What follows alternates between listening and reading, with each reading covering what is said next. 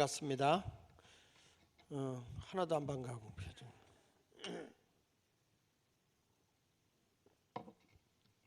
오선희 목사님이 몸이 아프셔가지고 몸이 아프셔서 못 나오셨는데 오늘 여러분들을 보고 싶어서 나왔대요. 근데 굉장히 아픈 병을 앓고 계세요.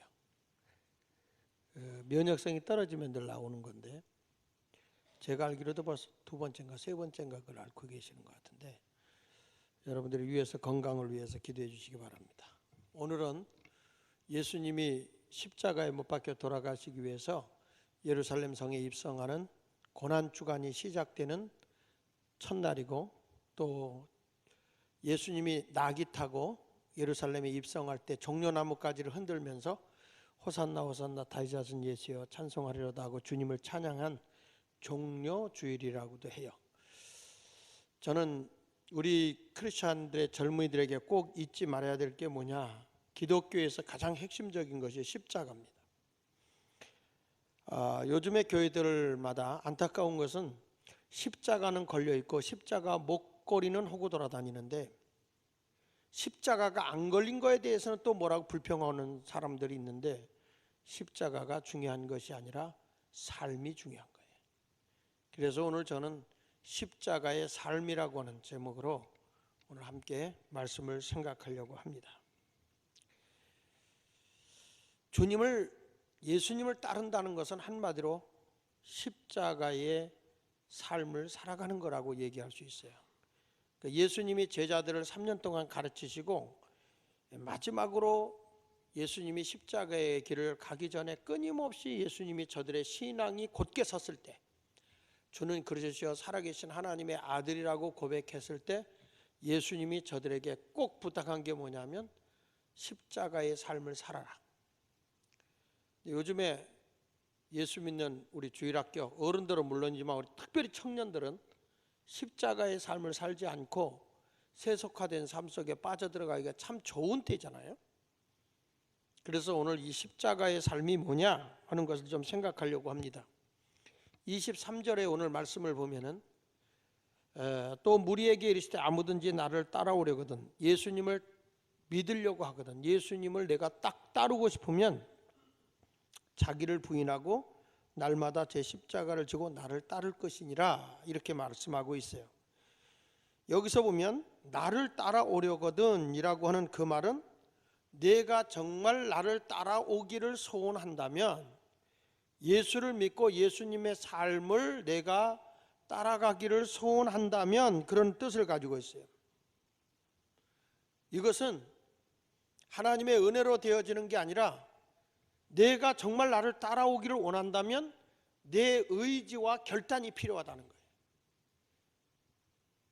그냥 어떻게 아무렇게나 가도 그냥 예수님 따르는 거겠지가 아니라 내가 진짜 예수 그리스도 그분의 삶을 본받는다고 하는 것은 내 의지가 있어야 되고 결단이 따라와야 되는 겁니다.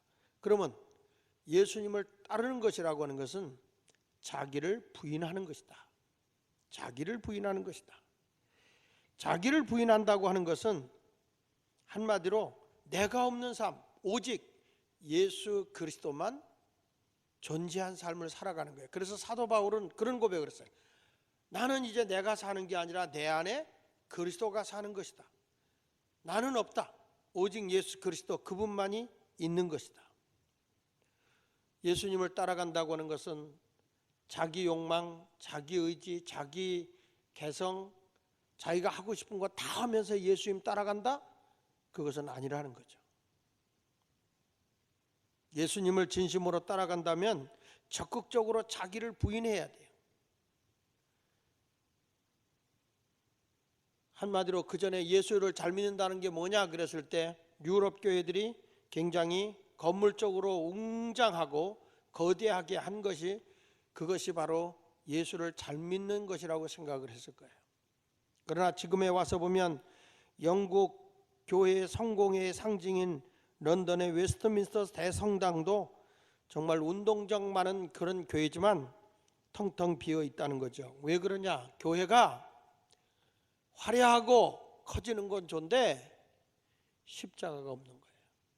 성도들의 삶 속에 십자가가 없으면 그 교회는 오래 못 가는 거예요. 우리 청년들이 예수 그리스도를 위해서 내 것을 내려놓을 수 있고 내 욕망과 내 향락을 내려놓을 수 있어야 그것이 예수 믿는 거예요.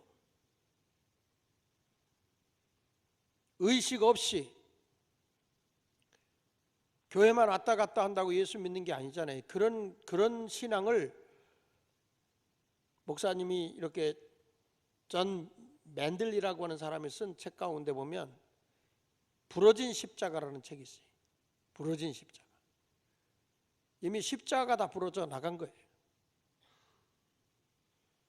미국의 UMC 교회나 장로교회 같은 데도 가보면 교회들이 힘을 잃어버리고 다 텅텅 빈 교회들이 상당히 많아요. 건물이 모자라서가 아니라 십자가를 잃어버린 거예요. 십자가의 삶을.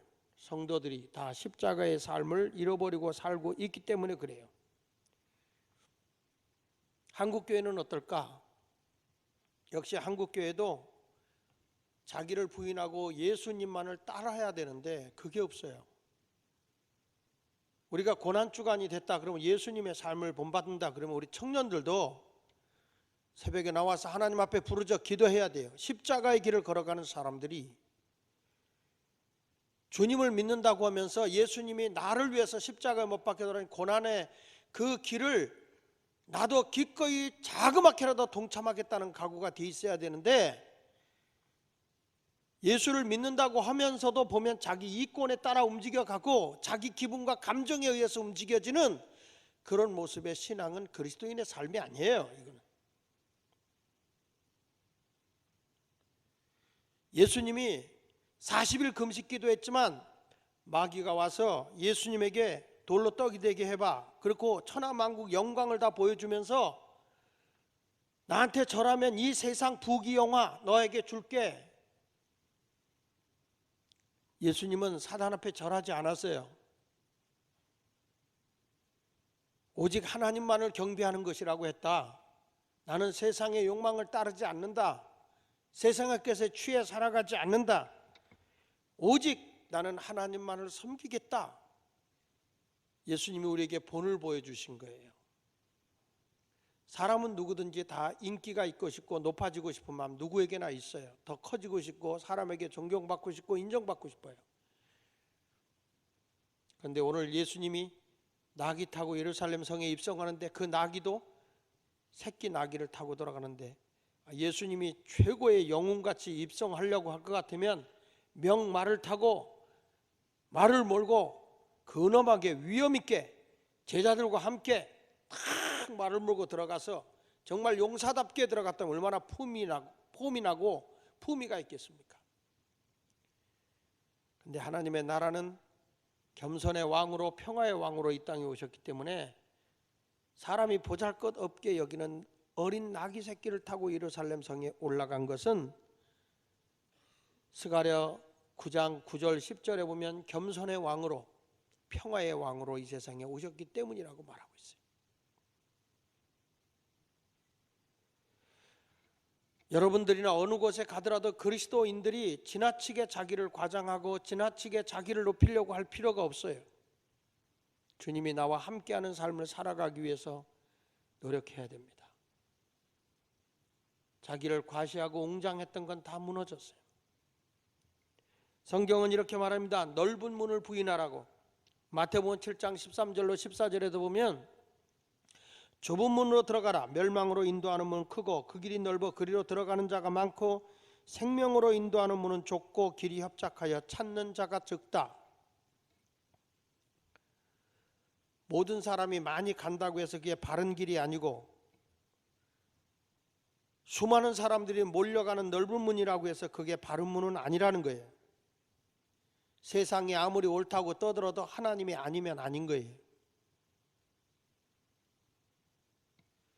예수를 믿는다고 하는 것은 나 중심의 삶이 아니라 언제나 하나님 중심의 삶을 살아가는 거예요.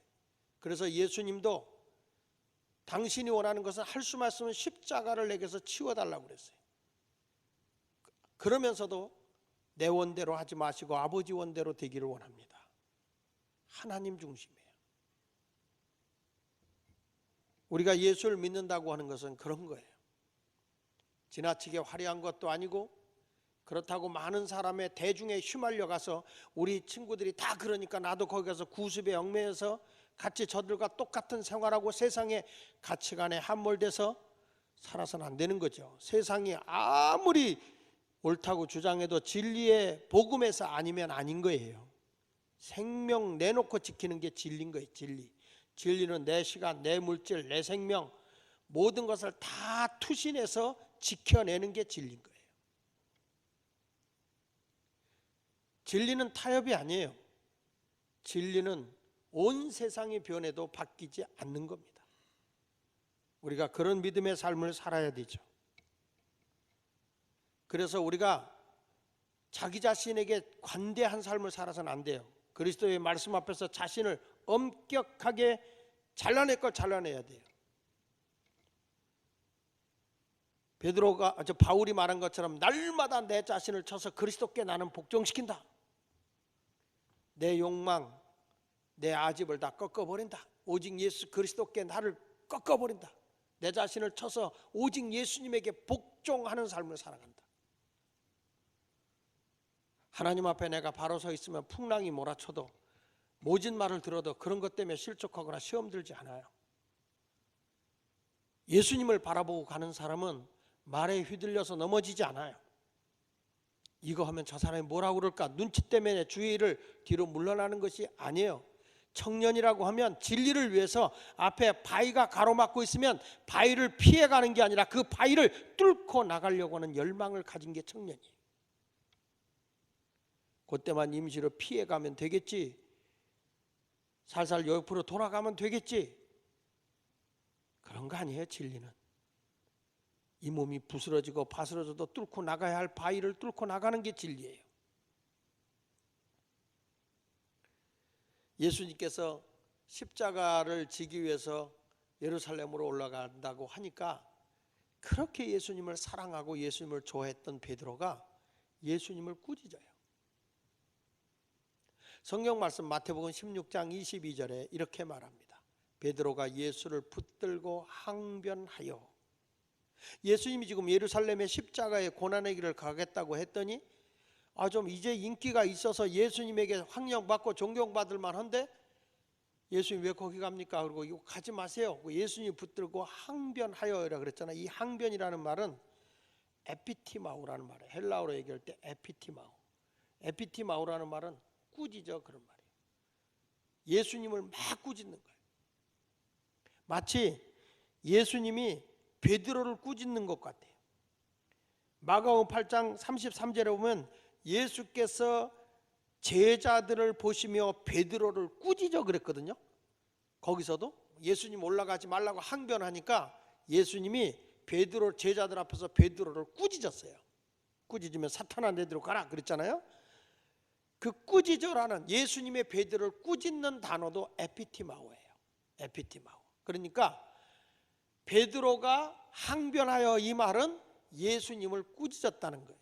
마치 예수님이 베드로를 꾸짖어 사탄아 내대로 물러가라 라고 하는 그 꾸짖어 단어와 항변하의 단어가 똑같은 단어예요. 에피티마오. 예수님의 옷자락을 붙잡고 늘어지면서 왜 그런 고난의 길을 가요? 왜 힘든 일을 가려고 하세요? 가지 마세요. 베드로는 자신에 대해서 굉장히 관대한 사람이에요. 남에 대해서는 아주 그냥 정지하듯이 아닌 건 아닌 것처럼 그렇게 하면서 자기는 나는 빼고 너만. 우리나라에 가장 많이 쓰는 단어가 님비 현상이에요. 님비. 그렇죠? 님비. 님비가 뭐예요? 님비 현상이라고 하잖아요. 님비.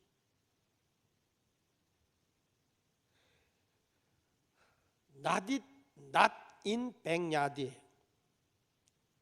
무슨 얘기냐? 내 마당은 말고 다른 집에다가 뭐 해도 되니까 우리 어디다 뭐 가스 무슨 뭐 공급실이 새로 져진다 그러면 우리 동네 말고 저쪽 동네. 그렇죠? 님비 현상. 뒷마당에 해라. 나한테는 하지 마라. 나만 해를 안 입으면 된다. 이게 님비 현상이에요.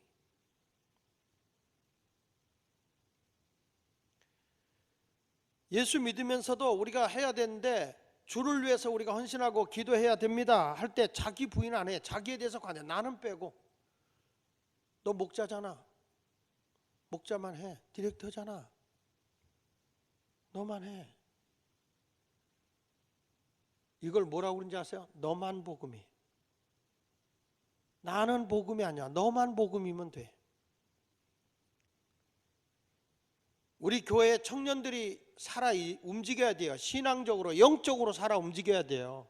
우리가 찬양으로 하나님께 영광 주는 거 중요해요. 그러나 신앙의 근본이 살아야 되는 거예요. 여기 마태복음 7장 4절로 5절에 이런 말씀을 하죠. 보라, 내 눈 속에 들보가 있는데 어찌하여 형제에게 말하기를 나로 내 눈 속에 있는 티를 빼게 하라 하겠느냐. 외식하는 자여, 먼저 내 눈 속에 들보를 빼라. 그 후에야 밝히 보고 형제의 눈 속에 티를 빼리라. 여기 성경은 계속 강조하는 게 뭐예요? 너 자신부터 엄격해라는 거예요. 죄가 나쁘다 하기 전에 네 눈 속에 있는 들보부터 빼야 남을 똑바로 보는 거다. 다른 사람의 잘못한 거는 내 눈에 확 들어와요. 금방 들어와요. 근데 나에 대한 부족함은 돌볼 줄을 몰라요. 예수님을 따라간다고 하는 것은 자기를 부인하는 거예요. 내가 없는 삶을 살아가는 거예요. 오직 예수 그리스도만 나타나는 삶. 그것이 나는 우리 청년들에게 나타나야 할 줄로 분명히 믿어요. 내가 할 것 다 하고 마실 것 다 마시고 필 것 다 피고 내 시간 보낼 것 다 보내고 기도의 자리에 빠지고 하나님 앞에 열정적으로 예배드려야 할 자리에 빠지고 그러면서 나는 크리스찬입니다? 소돔과 고모라 성이 의인 10사람이 없어 멸망한 거예요. 교회가 젊은이들이 교회를 찾는 이가 없다? 왜 그래요? 먼저 믿은 자들의 의인 10사람이 없으니까 안 찾아오는 거죠. 목사님 때문에 교회 안 나옵니까? 먼저 믿는 신앙인들이 바르게 쓰면 예수님께서는 3년 동안에 12제자 키운 거예요. 저들만 바로 세워진다면, 저들이 십자가의 삶을 산다면 세상은 뒤집어진다는 거야. 그래서 예수님이 제자 교육을 세운 거죠. 그래서 두 번째로 십자가의 삶이 뭐냐라고 물어보면 주님을 따르는 삶이에요. 따라합시다. 예수님을 따르는 삶. 그래서 오늘 본문 24절 25절에 이렇게 말합니다. 누구든지 제 목숨을 구원코자 하면 잃을 것이요 누구든지 나를 위하여 제 목숨을 잃으면 구원하리라. 예수님을 위해서 목숨까지도 드려라. 사람이 만일 온 천하를 얻고도 자기를 잃든지 빼앗기든지 하면 무엇이 유익하겠느냐. 언제나 예수의 사랑은 십자가의 사랑과 연관이 돼 있어요. 그래서 예수님을 따른다는 것은 십자가를 지는 삶. 그 당시에 예수님 당시에 십자가 진다는 것은 죽음이에요. 사형장으로 가는 사람이 십자가 지는 거예요. 그러니까 예수님이 십자가를 져라 그 말은 날 따라온다는 것은 너희들 행복을 위해서가 아니야. 나 위해서 죽으라는 거죠. 예수님과 함께 죽음의 길을 걸어가자는 거예요. 젊은 사람들이 교회 와서 은혜 받았다고 나중에 신학생 되고 목사 되겠다 하는 사람이 나는 우리 젊은이들에게도 많이 나오길 바라요. 그러나 어떤 죄종이 나오느냐? 목사가 되면 환영받고 인정받게지가 아니라 한 영혼을 위해서 내 생명 바쳐야지. 한 영혼을 위해서 내가 모든 걸 다 투신해야지. 목사님들이 조금 교회가 커지면 저 목사 얼마나 대접받을까 뭘까 이런 생각을 하는 분들이 많이 있는데요. 평생토록 목사는 주를 위해 살다 주를 위해 죽는 거예요. 이번에 목사님이 교회를 짓는데 옆에 민원이 있어서 전에 교회 질 때 고발당한 게 있었어요. 우리 교회적으로. 그래서 교회 대표니까 제가 경찰서에 조서를 꾸미기 위해서 불러서 경찰 앞에 가서 조서를 받게 되는데 난 그런 거 생전 처음이에요. 딱 가니까 이런 얘기 하더라고. 묵비권을 행사할 수 있으며 변호사를 선정할 수도 있고 뭐 이런 얘기를 쭉 하더라고요. 그러면서 조서를 받겠습니까? 이렇게 묻더라고요. 조서 받겠습니다. 목사님은 여기 몇 번째 경찰서에 왔습니까? 첫 번째입니다. 그러면서 재산 조사를 해요. 목사님 재산이 얼마 있습니까? 하나도 없습니다. 아니 그 교회 36년 있는데 하나도 없습니까? 없습니다. 목사는 그렇게 사는 거예요.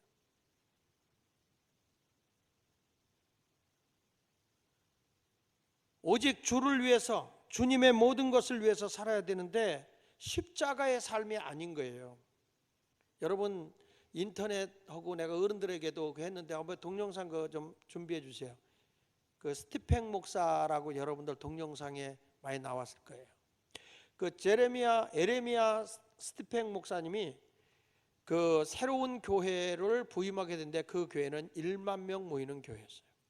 근데 이 목사님이 그게 부임하기 전에 닷새 전에 노숙인의 행세를 하고 나흘 동안 노숙자의 생활을 했어요. 그리고 당신이 부임에 갈 교회에 하루 전에 가서 교회 근처에서 노숙자 생활을 하고 있는 거예요.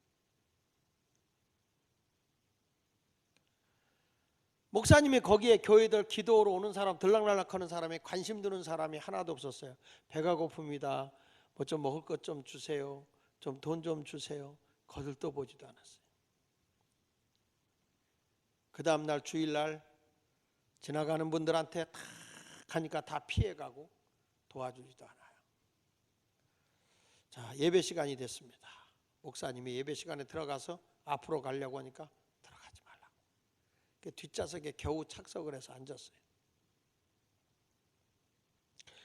1만 명이 모였으니까 뭐 사람들 얼마나 많겠어요. 누가 누군지 모르겠죠.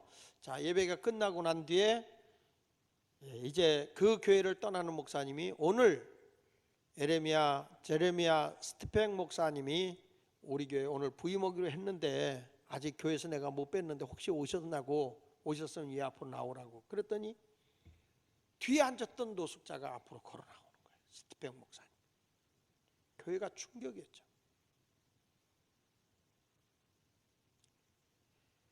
나오자마자 아무 말씀도 하지 아니하시고 이분이 하시는 말씀이 마태복음 25장 31절로 40절의 말씀을 읽었습니다. 우리 주님이 우편에 있는 양과 왼편에 있는 염소를 구별하면서 내가 줄일 때 너희가 먹을 걸 주었고 내가 목마를 때 너희가 마시게 하였고 나그네 되었을 때 영접하였고 헐벗었을 때에 옷을 입혔고 병들었을 때 돌아보았다. 옥에 갇혔을 때 와서 보았느니라. 이에 의인들이 대답하여 이르되 주여 우리가 어느 때 주께서 줄이신 것을 보고 음식을 대접하시며 목마르게 한 것을 보고 마시게 하였나이까. 어느 때 나그네 된 것을 보고 영접하셨으며 헐벗었은 걸 보고 옷 입혔습니까? 어느 때 병드신 것이나 옥에 갇힌 것을 보고 가서 배웠나이까 하리니 임금이 대답하여 이르시되 다 같이 내가 진실로 너희에게는 너희가 여기 내 형제 중에 저기 작은 자 하나에게 한 것이 곧 내게 한 것이다. 이 말씀을 읽고 난 뒤에 그 목사님이 이렇게 말을 했죠. 저는 닷새 동안 노숙인 생활을 하면서 수많은 예수 믿는 교인들을 만났다. 이 교회에서도 나에게 관심을 표시한 분은 한 20여 명 됐다. 1만 명 가운데 0.2%죠. 0.2%. 그러면서 그분이 이런 얘기를 했습니다. 교인은 많이 있지만 예수님의 제자는 어디 있습니까? 당신들은 예수님의 제자입니까? 충격적인 얘기였어요. 충격적인. 이거 실화입니다, 여러분. 실화. 우리는 예수 믿어요. 교회 와요. 찬양해요. 일어서라면 일어서요. 그런데 주님의 삶을 본받는 자가 없다는 거예요. 십자가의 그 길을 걸어가지 않는다는 거예요. 청년이기 때문에 안 해도 되는 건가요?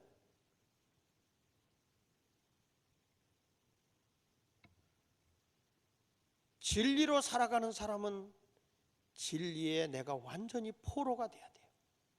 그게 진정한 믿음이에요. 그런 빛과 소금의 역할을 감당하고 살아갈 때 저는 한국교회가 소망이 있는 거예요.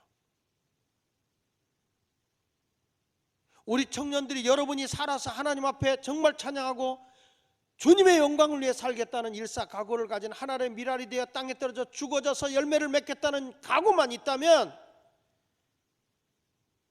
한국은 소망이 있어요. 로마서 12장 1절에도 말합니다. 그러므로 형제들아 내가 하나님의 모든 자비하심으로 너희를 권하느니 너희 몸을 하나님이 기뻐하시는 거룩한 산제물로 드리라. 이는 너희가 드릴 영적 예배다라고 말합니다. 내 몸이 하나님께 드려져야 돼요. 대한민국의 십자가의 신앙을 가지고 이 교회를 일제 36년에 굳게 지켰던 분이 누구죠? 주기철 목사님이에요. 일본 사람에게 고문을 당하면서도 눈물 없이 못 가는 길, 피 없이 못 가는 길, 골고다의 십자가의 길을 그는 대못을 맨발로 걸어 올라가면서 대못 위를 걸어갈 때 발을 디디면 대못이 못을 팍 찔고 발등으로 올라오는 그 아픔을 참아가면서 기꺼이 우상 앞에 절하지 않고 신사참배하지 아니하고 주님이 원하는 그 길이라면 내가 기꺼이 걸어가리다. 십자가의 길은 눈물 없이 피 없이 못 가는 길이에요.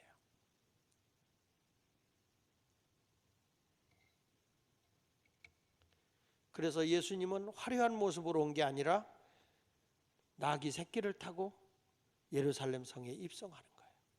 가장 겸손한 모습으로, 섬김의 모습으로. 청년들 가운데 의식 있게 사는 분들도 있어요. 난 그래서 소망이 있다고 생각하는 거예요.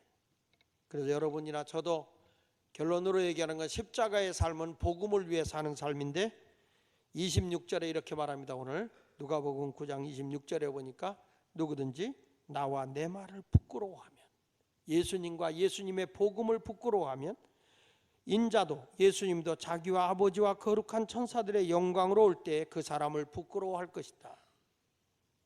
내 말을 부끄러워하면, 복음을 부끄러워하면, 나를 변화시키는 복음을 부끄러워하면 주님이 오시는 그날에 우리를 부끄러워한다는 거예요.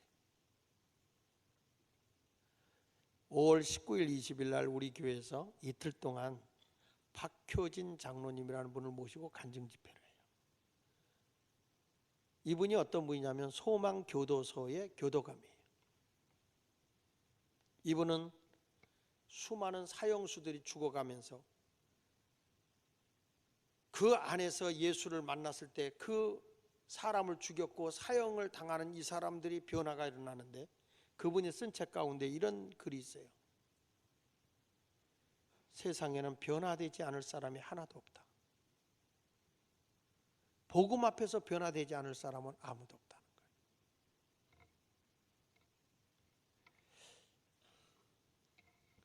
좀 준비해 주시면 해리 아이언사이드 목사님이라는 분이 계시는데 어른 예배 때 얘기했는데 이분이 샌프란시스코의 베이라고 하는 곳에서 노방전도를 하게 됐어요. 거기 가서 예수를 복음을 전하고 있는데 그때 마침 구세군 회원들이 모여서 예배를 드리려고 준비하다가 이 아이언사이드 목사님인 걸 알게 되고 목사님 우리 여기 와서 설교를 좀 해주세요. 그래서 그 목사님이 노방전도 하다가 밖에서 설교를 하게 됐어요. 예수님이 우리를 위해서 십자가에 죽었고 그리고 부활하셨으며 그 예수 그리스도를 믿음으로 우리가 죄사함 받고 구원받는다는 놀라운 복음의 진리를 증거하고 있었어요. 많은 사람이 거기에서 그의 설교를 듣고 있을 때에 한 젊은 신사가 명함에다가 뭐라고 쓰더니 이거를 저 목사님에게 전해달라. 그 목사님한테 그게 왔을 때 명함 뒤에 보니까 뭐라고 썼냐면 나는 무신론자요, 난 사회주의자요, 나는 박사요. 내일이 주일인데 당신과 나는 여기 있는 과학관이 있는데 거기서 내일 오후 4시에 당신과 나하고 한번 논쟁을 하자. 정말 하나님이 계신가? 안 계신가? 난 무신론자다. 그러니 우리 내일 4시에 만나. 모든 장소 빌리는 거, 모든 돈은 제가 감당하겠다. 그렇게 얘기를 한 거예요. 목사님이 많이 모인 사람들 앞에서 이렇게 얘기를 했습니다. 이것은 너무나도 중요한 문제입니다. 저는 내일 오후 3시에 예배가 되어 있지만 그걸 다른 분에게 부탁하고 내일 여기 4시에 오겠습니다. 그리고 저분과 토론하겠습니다. 그러나 조건이 있습니다. 그 젊은 신사에게 얘기를 했습니다.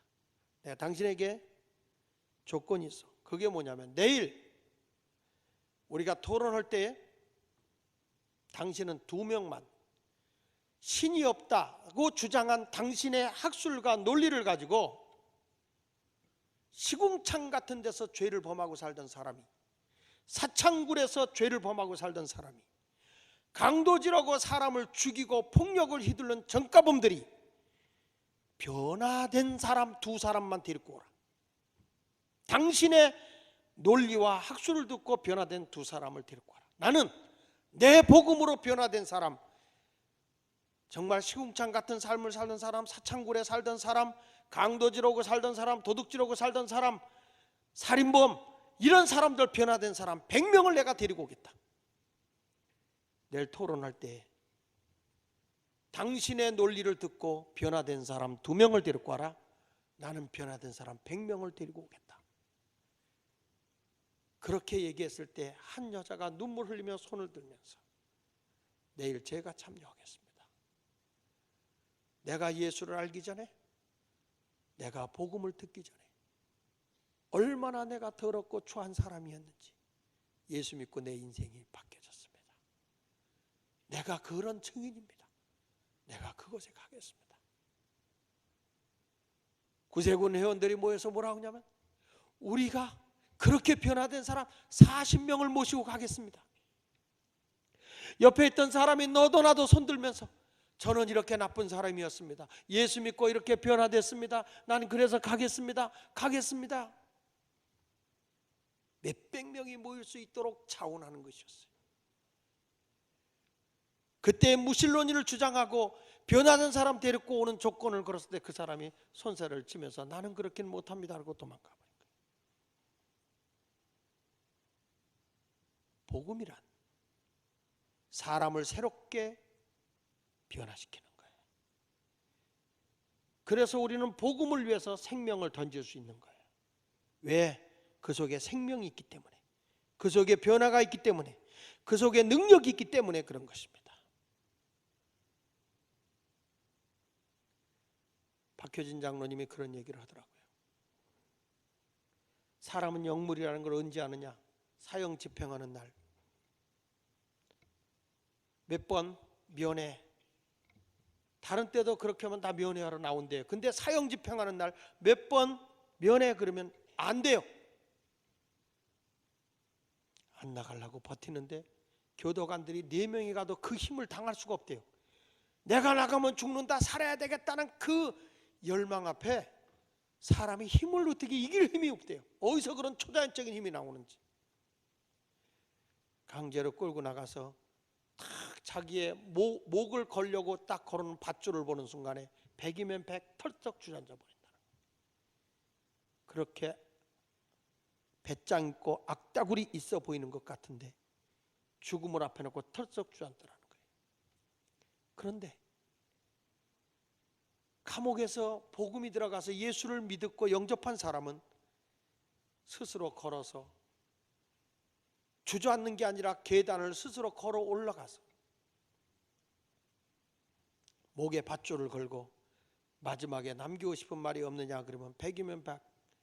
내가 일찍이 예수를 알았다면, 내가 일찍이 복음을 들었다면 이런 길을 걸어가지 않았을 텐데,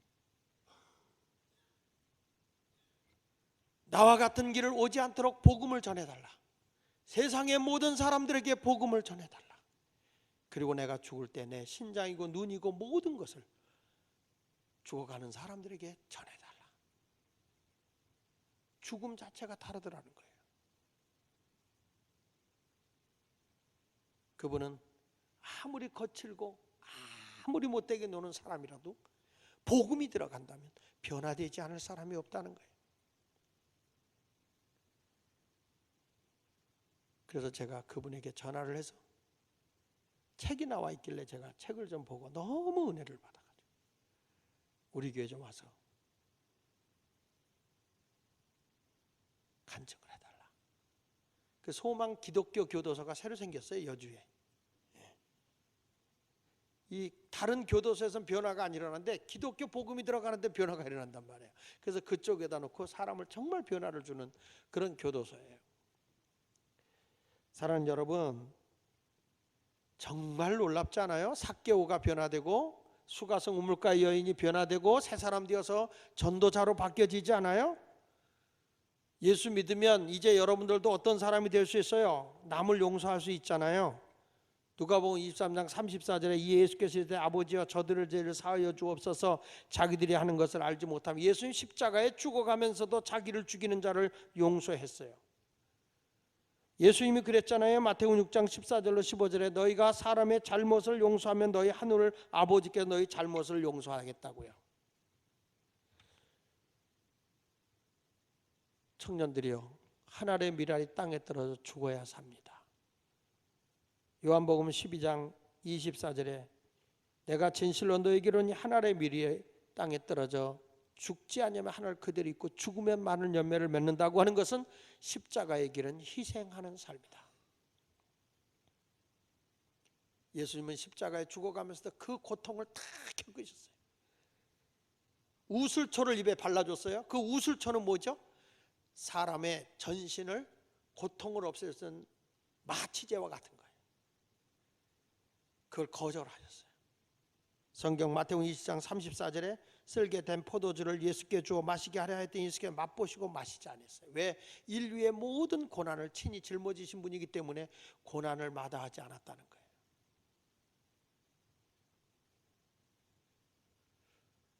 예수님의 십자가에 못 박혀 돌아가시는 고난주간입니다.